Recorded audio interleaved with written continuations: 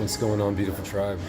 So I want to take a moment to talk a little bit about energy and understanding how the structure of existence works in relation to it. I'm hearing a constant framework of distortion in I guess what you can call the conscious community or spiritual communities. Although everything in life is a spiritual experience and we're all consciousness flowing through life, I guess being more diligent about the idea of connectivity in existence. I often hear the idea of having to protect your energy, or that you take on someone's energy, or that someone drains our energy, or that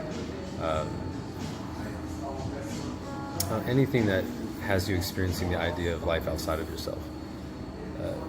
Everything in existence flows from the inside out. It's an internal cause, external effect, which means everything outside of you is a framework and reflection that stems from your inner landscape, your inner being, meaning that you cultivate the energy within you and then it presents itself outward, which is actually how the law of attraction actually works. It isn't that you bring something outside of you to you, it's that you shift into the version of you that experiences it as a reflection of you in one respect or the other. Meaning that you can experience the same thing by making a choice out of fear or love, yet you'll experience it according to that state of identity. So like if I make $1 million, right, but I pursued $1 million out of everything outside of myself, I'll have that $1 million and feel empty. Yet if I pursue it from something in my heart and the definition of the purpose of what I can do with it, and then and the whole journey has been such a beautiful process, and then I get it, there's a thing of fulfillment and opportunity of what can I do with it. So everything stems from you. When you have an experience with someone in your presence, right? And this is a really important factor when it comes to the idea of the empath story. The empath isn't a label, it's a stage of feeling, meaning that as an empath, I allow myself to feel freely. The misconception is that you feeling freely means you're taking on other people's shit, or you're feeling other people's energy. What you're feeling is the energy of yourself in relation to the field. So if I walk into a room and there's all this stuff happening, and then I'm feeling different things within myself energetically, that's my feelings and energy. That's your feelings and energy that you're feeling. Now, depending on how you navigate that and your self-awareness and your command of energy, you'll experience it accordingly. So if I am not used to diving into greater capacities of my energy and emotion, when I step into a room that reflects all of that, I'll feel like, it's all chaotic and all this stuff, everyone's energy's freaking me out, right? That's not what's happening though. You're witnessing all the different aspects of you haven't addressed or dealt with or shifted or commanded or allowed to flow. And so that becomes your awareness of where it's time for you to navigate how to process your own energy. Because what will happen when you do that is you can walk in a room with pure chaos and reflection and be the center light of peace. The difference between the two experiences is your self-awareness and how you manage energy. If you're going on about your day and everything's flowing peacefully, and then all of a sudden some occurrence comes up or somebody shows up and they're feeling shitty about their life, and then you walk away feeling shitty, you didn't take on that person's energy. Their reflection brought something to your surface of awareness for you to not be aware of and deal with. Because if you had been at peace with that already, anyone could show up in your space in any state and you could still hold the space in love. If you don't, it's because it brought something to your awareness to address. It wasn't a trigger, it wasn't something outside of you that caused you to feel this way. It was a revealing of what's inside of you asking to be addressed. So when we play with the game of energy, it's all just you. And because of that, you can recognize certain things. So for instance, if I'm in an experience, I look at someone and I feel sadness in relation to them appearing sad to me, it's still a reflection of my sadness. I'm feeling my sadness within the reflection of them. I'm not taking on their sadness. So the key of creatorhood is to know that it's your experience. You're experiencing it internally. And when you have an experience with someone, say you're in the midst of dealing with someone and by the end of that conversation you feel drained, right? And you think this person drains my energy? Nope. This person reflects something that you haven't addressed, and when they show up in your presence, you are functioning from a different identity that uses less energy to navigate their experience and therefore feels depleted of energy in relation to it. You are a victim to nothing. You do not have to protect yourself unless you believe in the idea of protection, because you live from a state of fear, of which you will have to create experiences that reflect the desire and need to believe that you have to protect yourself. The difference between that is saying, like, I am always safe. That means that I show up in a reality where things are in support of me. It becomes more visible. You know, it still is open to the experience of conflict, because that's all resonant of how you're addressing things within yourself. Yet it is a different game that you're playing when you talk about being safe and supported as opposed to being protected.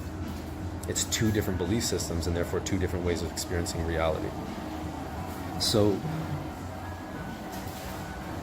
explore this concept for you, because it's easy to talk about being in oneness, and it's easy to talk about wanting to experience unconditional love and then immediately play out separation and judge something outside of you as if it's separate and that someone's doing something to you, as opposed to you realizing there's things that you haven't addressed.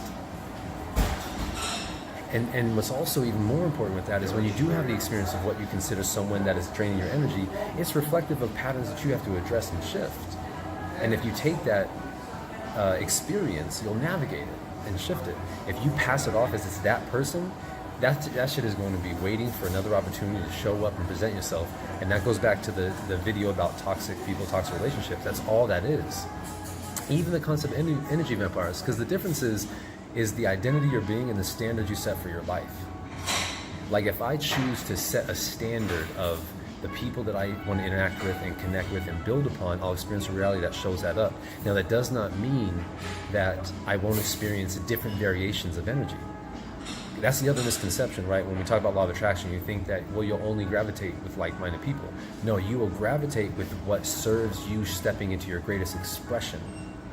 So if I'm in a room full of people who are in full command of their reality, and someone steps in playing full victimhood, that is still resonant of where I'm at, because in my reality, it's an opportunity to hold space for a version of me still navigating the truth about themselves. The difference, though, is if I hold space and honor their process, or if I see them like, oh, why are you doing that? Because I still judge the version of me that wasn't fully present in himself.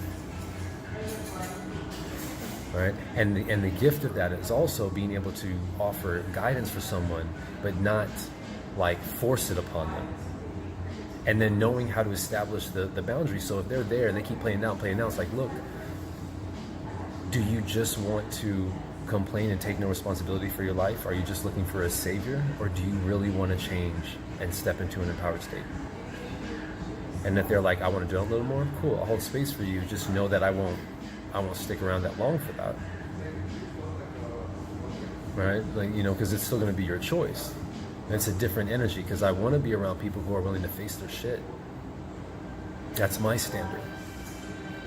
If you're around me, you're going to face your shit. And then what's even dope about that is when that becomes your standard, they won't stick around that long because you're holding a different presence of energy. You don't take on anyone's anything. If you have an issue in relation to your reality, it's reflecting something you haven't addressed, nothing more. And if you find yourself playing out a pattern which is a really loud experience and you feel drained, it's because something's misaligned, right? That's the key. You are full of inexhaustible life force energy. There's absolutely no reason why we would ever consider ourselves tired, exhausted, or drained. When we do, something's out of alignment. And if we're experiencing something that's out of alignment, like I'm playing this game with someone and it feels forced, that means that I'm acting in contradiction of how I honestly feel and what I actually want to experience, and vice versa. Or it means we're witnessing something that's offering us a chance to build that in a sacred bond, and neither one of us are surrendering to the truth of that and willing to show up differently. So we play, we perpetuate the issue, which is draining because you're playing it from a limited version of you. It's like if you have this hose that's pouring out inexhaustible life force energy through you, which it is. Whenever we experience draining or limiting experiences, it's like we take that hose and squeeze it. And we're doing it to ourselves, a self-imposed limitation. Yet when we don't have the awareness or refuse to own that, then we point the finger outside and say we're a victim to someone's energy, someone's behavior, someone's disrespect, someone's anything. It's your energy. It's your life. Harness it, you change the game. People just show up to offer you the insight to that for you to do something different. Take command of your energy, take command of your attention, and you will take command of your life. Period. I love you.